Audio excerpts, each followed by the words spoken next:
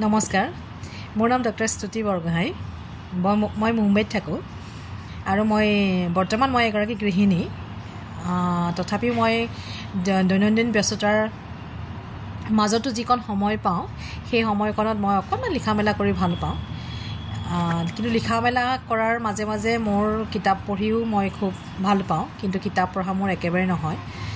সময় মিলাব নোৱাৰোঁ বুলি মই নকওঁ কিন্তু কিতাপ পঢ়াটো বিভিন্ন কাৰণত নহয়গৈ সেয়ে এইবাৰ ভাবিছোঁ এই বছৰটো মই পৰিকল্পনা লৈছোঁ মই কেইখনমান অসমীয়া আৰু ইংৰাজী সাহিত্যৰ বাচক বনিয়া কেইখনমান কিতাপ পঢ়িম কিন্তু তাৰ লগতে মই নতুনকৈ প্ৰকাশ হোৱা নতুন লেখক লেখিকাসকলৰো কিতাপ পত্ৰ অকণমান পঢ়িম সেইটো মোৰ এই বছৰৰ পৰিকল্পনা মই ধৰিছোঁ এই বছৰ 2025 চনত মই অন্ততঃ 25খন কিতাপ পঢ়িম আৰু অকল কিতাপ পঢ়াই নহয় কিতাপখন পঢ়ি লৈ তাৰ এটা সমালোচনামূলক লেখা আগতে মই প্ৰকাশ কৰিছিলোঁ মানে কিতাপ এখন পঢ়িলে মই তাৰ এটা ৰিভিউ লিখোঁ সেইটো মোৰ এটা অভ্যাস কিতাপখনৰ বিষয়ে মানুহক জনোৱাটো বা নতুবা মোৰ জনাই ভাল লাগে কিতাপখনৰ বিষয়ে মানুহক জনাই আনেও এজনে নহয় মই পঢ়াৰ লগে লগে আন 10জনেও কিতাপখনৰ পঢ়ক মই সেই কথাটো মই ভাবোঁ সেইকাৰণে মই কিছুমান ৰিভিউ লিখি মই আলোচনী বা বাতৰি কাকতত মোৰ ওলায় কিন্তু এইবাৰ মই ভাবিছোঁ এইবাৰ মই ৰিভিউ নিলিখোঁ কিতাপখনৰ বিষয়ে আপোনালোকক মই এনেকৈ ভিডিঅ'ত জনাম মোৰ কিবা এটা মন গ'ল আৰু এই মন যোৱাৰ এটা কথা আছে মানে মই ধুনীয়াকৈ কথা ক'বলৈ এটা মোৰ অভ্যাস হ'ব চাগে মই যদি কিতাপখনৰ বিষয়ে যদি আপোনালোকক জনাই থাকোঁ বা এনেকুৱা ধৰণৰ কথাবিলাক পাতি থাকিলে মোৰ চাগে ধুনীয়াকৈ কথা কোৱাৰ এটা অভ্যাস গঢ় লৈ উঠিব বুলি মই মানে মনতে ভাবিলোঁ কাৰণ মোৰ খুব ভাল লাগে ধুনীয়াকৈ যিসকল লোকে ধুনীয়াকৈ কথা কয় ধুনীয়াকৈ কথা বাৰ্তা কৰে আলোচনা কৰে নতুবা ভাষণ দিয়ে মোৰ খুব ভাল লাগে তেওঁলোকৰ কথাবোৰ শুনি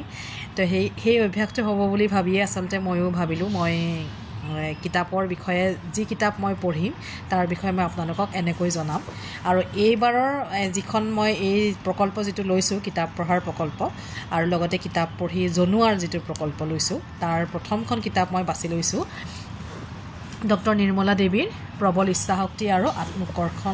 আত্মোৎকৰ্ষৰ সাধনা এইকাৰণে মই বাছি লৈছোঁ ডক্টৰ নিৰ্মলা দেৱীৰ কিতাপখন কাৰণ নিৰ্মলা মোৰ বহুত মৰমৰ এগৰাকী ভণ্টি মই তাইক চিনি পাওঁ তেজপুৰ বিশ্ববিদ্যালয়ত তাই মোৰ জুনিয়ৰ আছিলে আৰু তাইৰ লগত মোৰ এটা বহুত আত্মিক এটা সম্পৰ্ক আছে সেই সম্পৰ্কটোৰ কাৰণেই আচলতে আত্মীয়তাবোধৰ কাৰণেই আচলতে মই তাইৰ কিতাপখন প্ৰথম বাছি লৈছোঁ এইখন কিতাপ নিৰ্মলাই মোক নিজে পঠাই দিছিলে কিন্তু মই পঢ়িব পৰা নাছিলোঁ আৰু কিতাপখন পঢ়ি উঠি মই এতিয়াও শেষ কৰাই নাই মই পঢ়ি আছোঁ কিন্তু পঢ়াৰ আগতে যিমানখিনিলৈকে পঢ়িলোঁ মই তাৰ বিষয়ে আপোনালোকক জনাব বিচাৰিছোঁ কিতাপখন যিসকলে এইখন কিতাপ বহুত পূৰ্বাইন প্ৰকাশনে উলিয়াইছে কিতাপখন বহুত বেছি হেৰিও হৈছে প্ৰচলিত হৈছে মই জানো আৰু কিতাপখন নিৰ্মলা দেৱীয়ে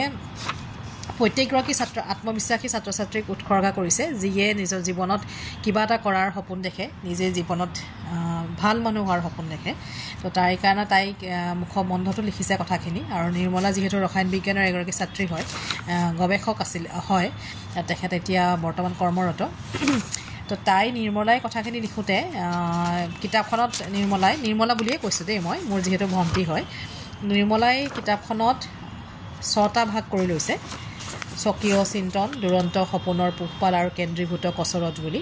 সেই প্ৰথমটো খণ্ডত ভাগত তাই 3টা আৰ্টিকল লৈছে তেনেকৈ দ্বিতীয়টো খণ্ডত তাই 4টা আৰ্টিকল লৈছে এইবোৰ সব আৰ্টিকল তাই প্ৰকাশ হোৱা প্ৰবন্ধ তাই প্ৰকাশ হোৱা হয় দৈনিক বিভিন্ন বাতৰি কাকতত তো তাই প্ৰথম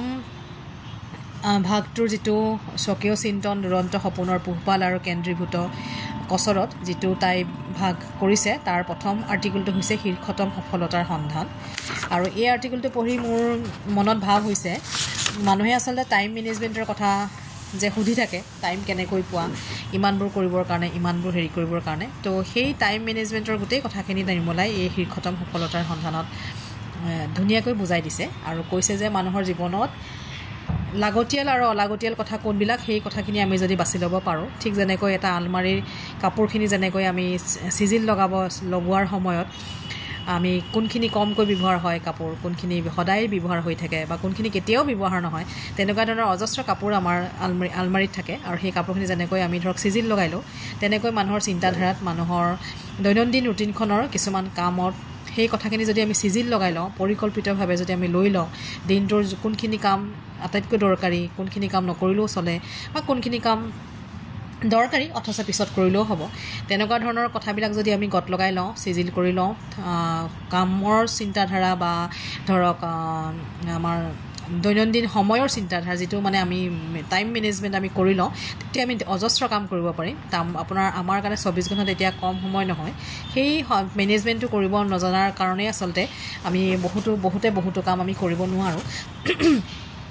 তাই খুব ধুনীয়াকৈ এইখিনি কথা লিখিছে। আপোনালোকে পঢ়িবচোন কিতাপখন কিনি লৈ দেই। আৰু ময়ো কথাখিনি আপোনাক জনাই দিছোঁ। তাই এইখিনি কথা লিখিবলৈ যাওঁতে